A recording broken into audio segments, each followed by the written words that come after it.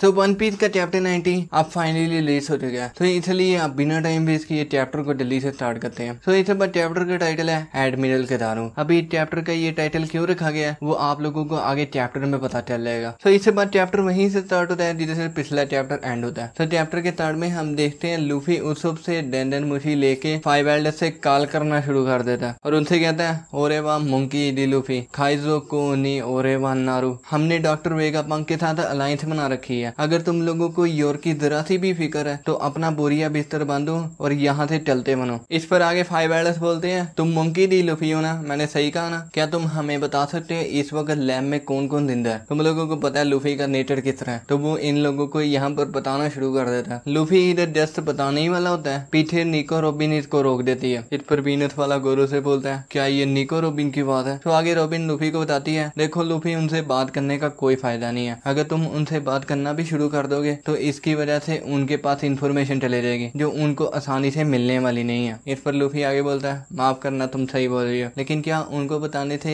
वो लोग यहाँ से चले जाएंगे? आगे उसको चलाकर बोलता है उन लोगों को अंडर एस्टिमेट मत करो। तो इधर ही एक पैनल से हमें पता चलता है जब लूफी और 5 एल्डर्स आपस में बात कर रहे होते हैं, मॉर्गन न्यूज़पेपर वाली चिड़िया इनके दरमियान की कॉल को सुनता जा रहा था। आखिर ये कैसे सुन पा रहा था? अगर तुम इधर मॉर्गन की तरफ देखोगे तो इसने एक ब्लैक डेंडन मुशी पकड़ा हुआ है जो खास गिने चुने लोगों के पास ही होता है। तो इसी डेंडन मुशी की मदद से ये इनकी कॉल सुनता जा रहा था। लेकिन मुझे ये समझ नहीं आई कि मॉर्गन के पास ये डेंडन मुशी आया कहाँ से? इधर ही पैनल में तुम मॉर्गन के बगल में बीबी और वापल को भी देख सकते हो। आगे इधर सेंट सैटर्न वाइट एडमिरल को बताता है हमारे पास प्रोटेक्ट करने के लिए सिर्फ 3 चीजें हैं। नंबर 1 योर की सेफ्टी, नंबर 2 पंक रिकॉर्ड जिसे वेगा पंक का मेन ब्रेन भी कहा जाता है, एंड फाइनली नंबर 3 उस पावर प्लांट को प्रोटेक्ट करना जो मदर फ्लेम को प्रोड्यूस करता है। इधर व्हाइट एडमिरल सैटर्न से पूछता है रोब लूथी और दूसरे CP0 वो भी तो इस वक्त रेगेट पर है, उन लोगों का क्या किया जाए? आगे सैटर्न बोलता है यहाँ पर सिचुएशन ऑलरेडी काफी खराब है, हमें यहाँ पर उन चीजों को प्रोटेक्ट करना है जो हमारे लिए प्रायोरिटी रखती है। जो चीजें मैंने अभी प्रोटेक्ट करने के लिए बोली है सिर्फ उन चीजों को अपनी प्रायोरिटी में रखो, इनके अलावा जो चीजें हैं उनको मिटा दो। इंसान कीड़ों मकोड़ों से कोई डिफरेंट नहीं है, अगर उनके नंबर्स कम भी हो गए तो वो दोबारा से अपने आप को मल्टीप्लाई कर लेंगे। तो आगे सीन चेंज होकर वापस लैब के अंदर आ जाता है जिधर यॉर्क रोते हुए चिल्लाकर बोलती है तुम लोगों ने सुना है कि नहीं, सुना है कि नहीं? मैंने जस्ट अभी 5 एल्डर्स के साथ डील कर लिया, अगर तुम लोग मुझे यहाँ पर मारने की भी कोशिश करोगे तो 5 एल्डर्स इस पूरे आइलैंड को मिटा देंगे, सेम बिल्कुल जिस तरह उन्होंने हुआरा के साथ किया था। यॉर्क की बात सुनकर आगे नामी अपने क्लाइमेट एक्ट की मदद से यॉर्क के सर पर मारकर उसे चुप करने के लिए बोलती है, लेकिन यॉर्क यहाँ पर बाज नहीं आ रही। तो आगे हमें पता चलता है निको रोबिन यहाँ पर फुली इंजर्ड हुई है। अगर तुम निको रोबिन की तरफ देखोगे तो उसके ऊपर बैंडेजेस लगी हुई हैं और ये काफी इंजर्ड हुई है। तो इसलिए चोपर यहाँ पर निको रोबिन को ट्रीट कर रहा है। अब ये देखने वाली बात है निको रोबिन इतनी बुरी तरह से इंजर्ड कहाँ से होके आ गई है, आखिर इसके साथ यहाँ पर हुआ क्या है? लास्ट टाइम जहाँ तक कि मुझे बात याद है रोबिन चोपर और एटलास वाले वेगापंक के साथ मेन वेगापंक को बचाने के लिए गए थे। तो क्या हम कह सकते हैं यहाँ पर यॉर्क का हाथ है? क्योंकि मुझे याद है वहीं पर यॉर्क ने शाका को किल किया था। तो आगे सारे हेड क्रियो अपने अपने कामों में लगे हुए हैं। इधर अगर तुम गौर से देखोगे तो यहाँ पर काकू भी इंजर्ड पड़ा हुआ है। अब जहाँ तक कि काकू की बात है तो लास्ट टाइम मैंने इसको जोरो के पीछे जाते हुए देखा था जब जोरो सेराफिम हाक को मारने के लिए जा रहा था। तो क्या ये सेराफिम हाक का काम है? इधर ही दूसरे वेगापंक की बातों से पता चलता है पाइथागोरस और शाका वाला वेगापंक वो नहीं बच पाए और जो दूसरे 4 वेगापंक थे वो बिल्कुल बुरी तरह से इंजर्ड हुए हैं। आगे इधर काकू नोटिस करता है लूसी पता नहीं किसी से बातें कर रहा है। तो वो यहाँ पर लूसी से पूछता भी है तुम किससे बात कर रहे हो, लेकिन लूसी उसे कहता है मैं अपने आप से बातें कर रहा हूँ। लगता है ये आगे जाके कोई कांड करने वाला है। तो आगे उस अंडरग्राउंड बेसमेंट में कार लगाकर बोलता है वहाँ नीचे क्या चल रहा है, सब कुछ ठीक है ना? तो आगे हम देखते हैं यॉर्क ने यहाँ पर जितने भी CP मेंबर्स को किडनैप करके रखा हुआ था वो यहाँ पर सबके सब आजाद हो गए हैं और ये सब के सब यहाँ पर जश्न मना रहे हैं। इनमें से कुछ CP मेंबर्स यहाँ पर बोलते हैं हमें यहाँ से जल्द बाहर निकालो, लेकिन उस सब इनसे कहता है नहीं हम अभी इस वक्त ऐसा नहीं कर सकते। आगे CP मेंबर्स कहते हैं अच्छा ये तो नहीं, लेकिन यहाँ से हमें दूसरी जगह तो लेके जा सकते हो। आगे नेक्स्ट हमें पता चलता है इन लोगों के डर की वजह से यहाँ पर सेराफिम्स होते हैं। सभी सेराफिम्स को इस वक्त एक बहुत बड़े जाइंट बबल में ट्रैप किया गया हुआ है। इधर ही CP मेंबर्स पूछते हैं क्या ये सेराफिम तुम लोगों के अलाइज नहीं थे, तुम लोगों ने यहाँ पर इनको ऐसे ट्रैप क्यों करके रखा हुआ है? आगे रियल वेगापंक इनको बताता है ये बात तो सही है वो हमारे अलाइज थे, लेकिन मैं श्योर नहीं हूँ वो कब दोबारा से आउट ऑफ कंट्रोल हो जाए, तो इसी वजह से उनको यहाँ पर बबल्स में कैद किया गया। ये जो बबल्स तुम लोग देख रहे हो ये एक बहुत बड़े बम ब्लास्ट को भी झेल सकते हैं। मैंने इन बबल्स को सी प्रिज्म स्टोन को सामने रख तस्करी बनाया, जिसकी वजह से इन सेराफिम्स की यहाँ पर कोई भी पावर काम नहीं करेगी। तो इसलिए यहाँ पर डरने की कोई जरूरत नहीं है। आगे स्नेक बोलती है तुम लोगों को हमसे डरने की यहाँ पर कोई जरूरत नहीं है, बिकॉज हमें तुम लोगों को मारने का ऑर्डर नहीं मिला। आगे फ्रैंकी यहाँ पर स्नेक का शुक्रिया अदा कर रहा होता है, किस तरह स्नेक ने उसे स्टोन से वापस नॉर्मल कर दिया था। इधर मेन वेगापंक भी खुद ये बोलता है उसे खुद ही याद नहीं उसने कैसे इन सेराफिम को यहाँ पर ऐसे प्रोग्राम किया था। आई मीन कैसा प्रोग्राम। सो आगे फ्लैशबैक से हमें दिखाया जाता है जब लूफी स्नेक को बोआ हैंड को समझ के उसे अपने नाकामास को स्टोन से वापस नॉर्मल करने के लिए बोलता है। आई मीन तुम लोगों को पता होगा बोआ हैंड को लूफी की तरफ क्या रिएक्शन होता है। तो सेम ऐसा ही रिएक्ट यहाँ पर स्नेक भी करती है। आई मीन यहाँ पर स्नेक लूफी के प्यार में आ जाती है। मैंने काफी देर पहले भी बोला था एक बार बस इसे लूफी के सामने आने दो, फिर देखना ये कैसे रिएक्ट करती है। आगे जिम्बे को भी याद है बोआ हैंड को किस तरह लूफी के साथ रिएक्ट करती थी, लेकिन उसने ये एक्सपेक्ट नहीं किया था स्नेक भी लूफी के साथ ऐसा रिएक्ट करेगी। आगे मेन वेगापंक ये देख के ही डायरी पर नोट करना शुरू कर देता है। आई मीन जिस तरह हर साइंटिस्ट का काम है डायरी पर नोट करते जाओ। वेगापंक के लिए ये जानना कितना इंटरेस्टिंग है क्लोनिंग प्रोसेस के दौरान इस तरह के इमोशंस भी लीनियर फैक्टर के थ्रू क्लोन्स में आ जाते हैं। आई मीन अगर डीएनए को रेप्लिकेट करोगे तो उसकी इंफॉर्मेशन भी रेप्लिकेट हो जाएंगे, लेकिन मैं यहाँ पर ये देखना चाहता हूँ क्या सेम मेमोरीज भी क्लोन के पास आ देंगे। तो आगे एटलास वाली वेगापंक बताती है कम्युनिकेशन सिस्टम तो दोबारा से वर्किंग करना शुरू हो गया, लेकिन वो फ्रंटियर डोम को ओपन नहीं कर पा रही। अगर इस बैरियर को ओपन ना किया गया तो हमारा यहाँ से निकलना मुश्किल है। आगे यह सुनकर योर खासकर बोलती है इसका कोई फायदा नहीं, मैंने यहाँ पर हर चीज को पासवर्ड के साथ लॉक किया, लेकिन बैड न्यूज तुम लोगों के लिए ये है मैं इस इंफॉर्मेशन को तुम्हारे ब्रेन के साथ शेयर नहीं करती। अब ये पासवर्ड और ये वर्ल्ड गवर्नमेंट ये दोनों ही अब मुझे यहाँ पर बचा पाएंगे। आगे इधर मेन वेगापंक नामी को बुलाकर बोलता है तुमने अपना नाम क्या बताया था, तुम्हारा नाम नामी था ना, और तुम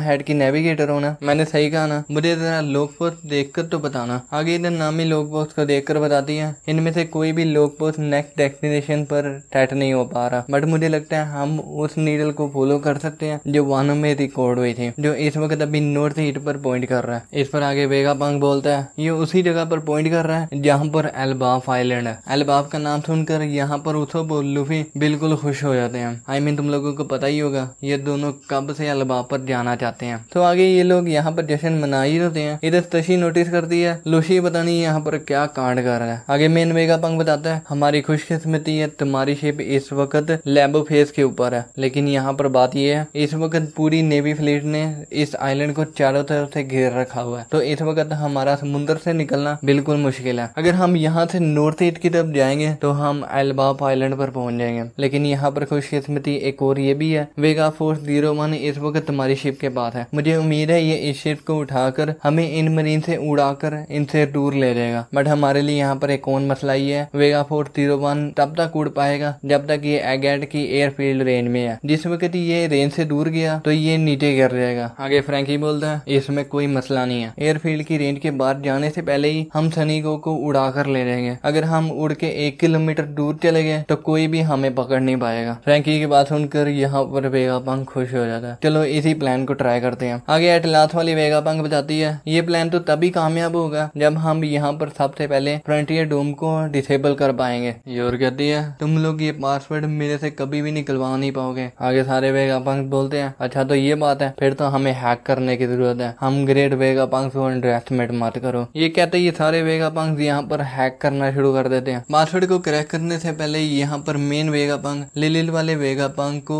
वेगा फोर्स 01 को कमांड करने के लिए कहता है। आई मीन लिलिथ का ये काम है वेगा फोर्स 01 को कमांड देकर शिप को उठा के एगेट की दूसरी साइड पर ले जाए। अब इस काम को अंजाम देने के लिए लिलिथ, बोनी, लूफी, फ्रैंकी चारों के चारों वेगा फोर्स 01 की तरफ निकल जाते हैं। इधर ही हम देखते हैं हर बार की तरह लूफी यहाँ पर खानों को पैक करके लेकर जा रहा होता है। आगे बोनी सांजी को यहाँ पर अप्रिशिएट भी करती है किस तरह सांजी फाइटिंग में भी काफी अच्छी तरह लड़ लेता है और ऊपर से वो एक ग्रेट कुक भी है। इस पर लूफी बोलता है लगता है तुम इस वक्त बड़ी अच्छी मूड में हो, आखिर तुम्हारे साथ जो कालू है उसके बावजूद भी तुम यहाँ पर अच्छी मूड में हो। आई मीन लूफी के कहने का मतलब है बोनी वेगापंक को देखते ही उसे मारना चाहते थे और कल उसके साथ ऐसा क्या हुआ जो वो सारी रात रोती रही। आई मीन तुम लोगों को पता होगा बोनी इससे पहले कहाँ पर थी, वहीं पर थी जहाँ पर इसके बाप कुमा की मेमोरीज पड़ी हुई थी। आखिर ये देखने वाली बात है बोनी ने मेमोरीज में क्या देखा है। सो आगे सीन चेंज होकर वापस एगेट के बाहर नेवी फ्लीट की तरफ चला जाता है, जिधर हमें पता चलता है रोब लूसी ने किसी तरह इनके साथ कांटेक्ट करके इन तक सारी वो इन्फॉर्मेशन पहुंचा दी है जो इस वक्त एगेट के अंदर चल रहा है। आई मीन इनका सारे का सारा प्लान इनको बता दिया। मुझे तो पहले ही लग रहा था इसने कोई ना कोई बहुत बड़ा कांड करके ही रहना। आई मीन इतनी मार खाने के बावजूद भी ये पास नहीं आया। तो आगे सैटर्न और किजारू एक दूसरे से बातचीत कर रहे होते हैं किस तरह पूरे स्टार हेड क्रू ने इनको नाकाम बनाने के लिए एक प्लान बनाया हुआ है और उनको लग रहा है वो हमसे बड़ी आसानी से बचकर निकल पाएंगे। आगे सेंट सैटर्न बोलता है फ्रंटियर डोम का डिफेंस सिस्टम लेजर को ही यूटिलाइज करता है ना। मैंने सही कहा ना, जबकि तुम लाइट ह्यूमन के बने हुए हो तो क्या तुम उसके आर पार जा पाओगे? पर कितारू बोलता है हाँ ये मुमकिन तो है, लेकिन जो वेगापंक स्टेशन को प्रोटेक्ट कर रहा है वो मेरा एक बहुत करीबी दोस्त था। इस पर सैटर्न बोलता है फिर तो तुम्हें उसे इग्नोर करना चाहिए। लेकिन कितारू कहता है मैं उस बंदे को इग्नोर नहीं कर सकता जो अपनी ड्यूटी को लेकर फाइट कर रहा हूँ। ऐसा करना मेरे असूलों के खिलाफ है। अगर हमने एगेट पर अटैक करना शुरू कर दिया, सेंटोमारू जल्द से जल्द सी 20 और 50 फांसी फीसद को कमांड देकर यहाँ पर सभी मरीन शिप को दबाने का ऑर्डर दे देगा, जिससे हमें काफी नुकसान पहुंचेगा। ये सुनकर सैटर्न अपना सर पकड़ के बोलता है सिचुएशन लगता है काफी कॉम्प्लिकेटेड होती जा रही है। पावर प्लांट का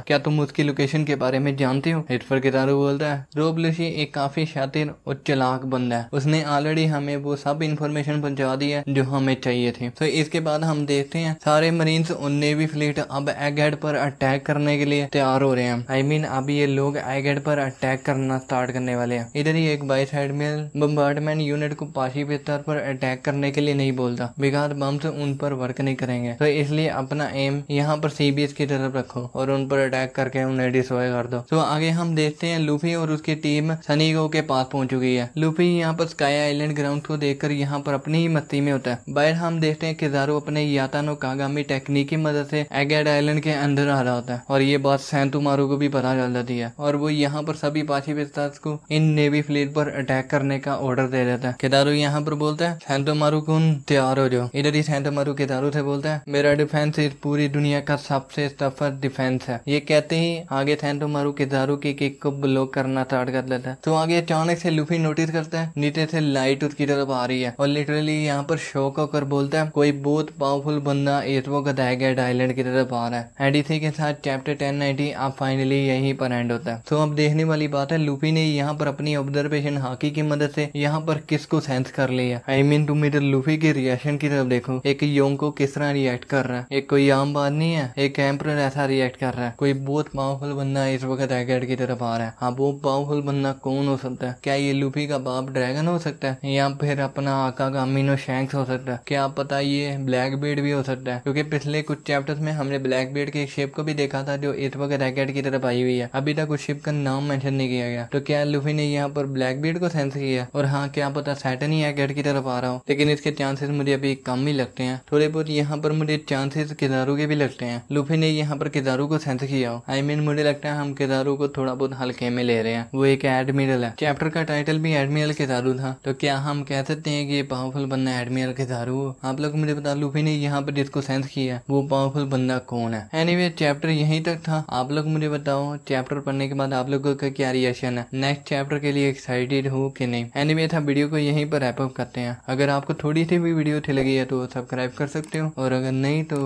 फिर भी सब्सक्राइब कर देना। अब मैं आप लोगों से मिलूंगा अगली वीडियो में, तब तक के लिए टेक केयर, बाय बाय।